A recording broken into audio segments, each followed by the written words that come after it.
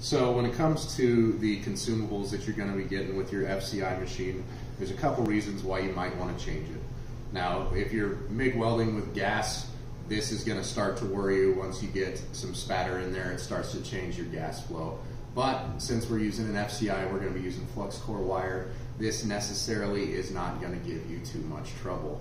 You can actually remove this piece here, especially if you're looking for the extra clearance of a thinner consumable, thinner MIG gun, especially when you're working with automotive or in tight areas. You can actually remove this nozzle because it's not there to direct gas. It's actually just preventing what you're seeing here on this diffuser and contact tip.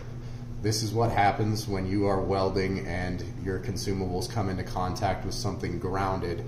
You see all the arc marks here and pitting that goes on. So if you're not worried about that, you've got a steady hand, you can go ahead and take this guy off and not worry about it too much.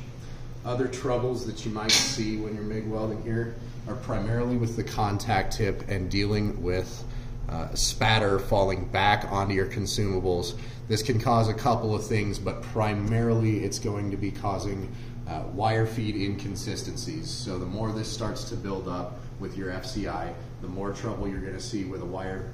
And occasionally, if it gets stopped up a little bit too long, it can actually weld itself into the contact tip, and then you'll have to remove it, cut it, and just add a new contact tip, and then you'll be right back up and running. But in an ideal world, if you were a robot, you shouldn't have to change these all that often. Just be paying attention, make sure your nozzles stay open if you're welding with gas, make sure everything's staying clean down here, and make sure you keep your contact tip and your diffuser from coming into contact with anything, and you'll have no problem at all.